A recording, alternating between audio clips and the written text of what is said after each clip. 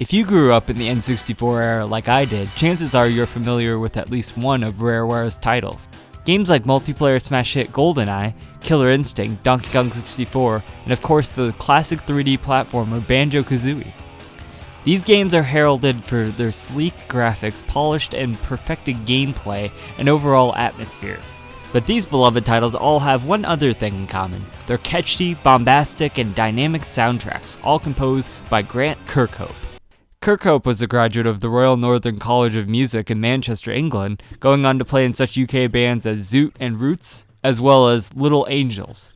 He predominantly plays the keyboard, electric guitar, and trumpet. In 1995, at the age of 33, he was hired at Rareware. His first project was to convert the soundtrack from the well-renowned Donkey Kong Country series for the Game Boy ports of Donkey Kong Land 2, a project cementing his relationship with the composer of said games, David Wise. This led to his involvement in future projects like Killer Instinct and GoldenEye.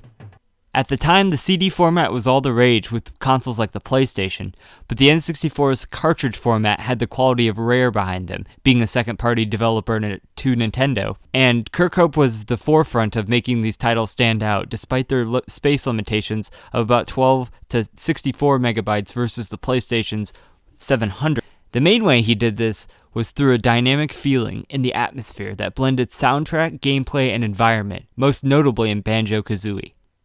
For example, in any level, if the player moved underwater, the soundtrack would become more quiet and muffled to create a sense of immersion to the environment.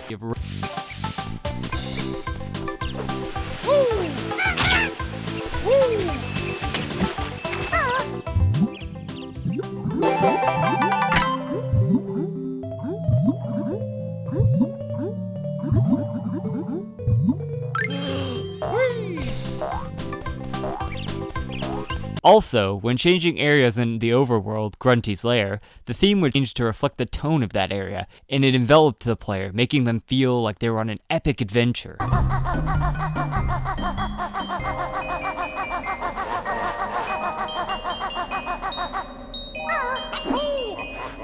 This theme is also a variation on the 1907 John Walter Bratton piece, Teddy Bear Picnic. Freezy Peak has a lot of variety, wherein the main theme is a jaunty Christmas tune, but the inside of the igloo is sadder, a more somber theme to reflect the children's desperation to their lost father.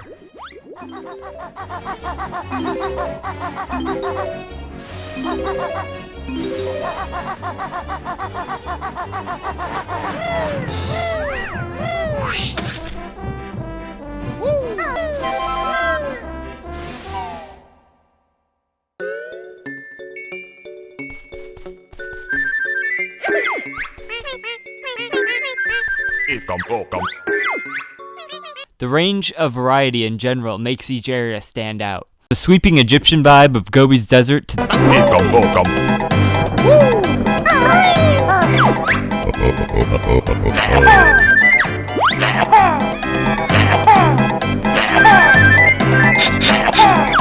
the creepy, unnerving undertones of Mad Monster Mansion.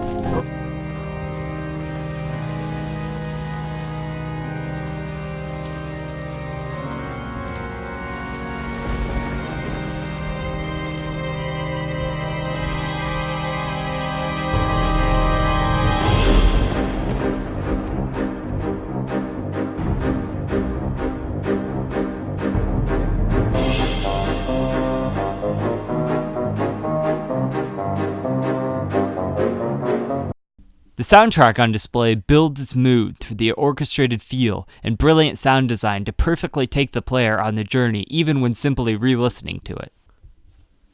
The most brilliant and ambitious way the levels progress in terms of sound is the final level, Click Clock Wood, a forest-themed area that is split into 4 parts, each changing season and each having a variation on the same theme that captures the emotion of that time of year.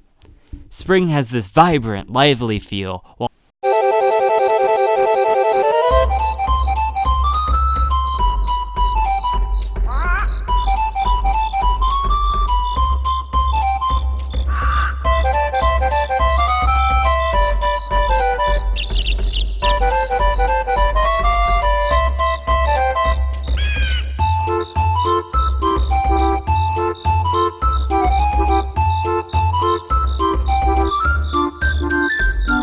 while summer feels more relaxed, incorporating the bees as some progression.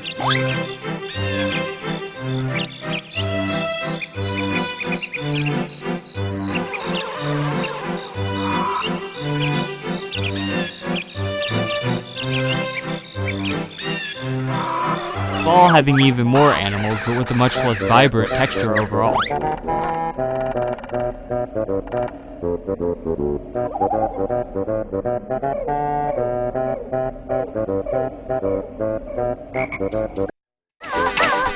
And winter feeling cold, this subtle, with a chilly wind blowing in the background to really drive the point home to the listener.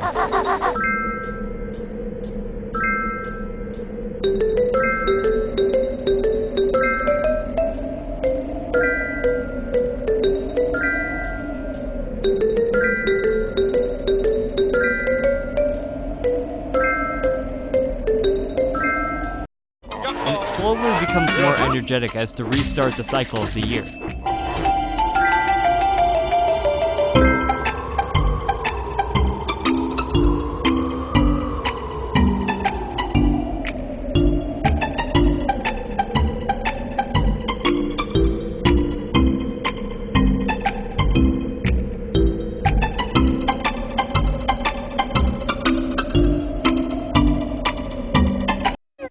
And of course, there's the epic final boss music in the player's last stand against Gruntilda, in a perfect blend of not only tension, given its loud, fast nature, but also a sense of grandeur to tie up the entire adventure together with the theme that you likely heard the most while traveling in the overworld.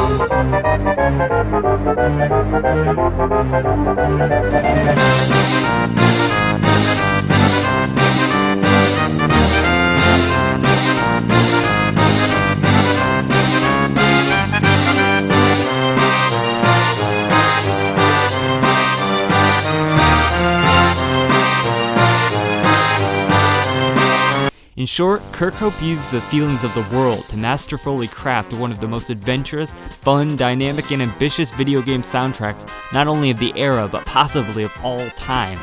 It cemented his legacy as an industry legend, and has moved its way into fond gamers' hearts and iPods everywhere. Kirkhope would go on to leave Rare in 2008 to pursue various other projects, and will be creating the soundtrack for the upcoming Banjo Kazooie spiritual successor, Yooka-Laylee, which will release sometime next year.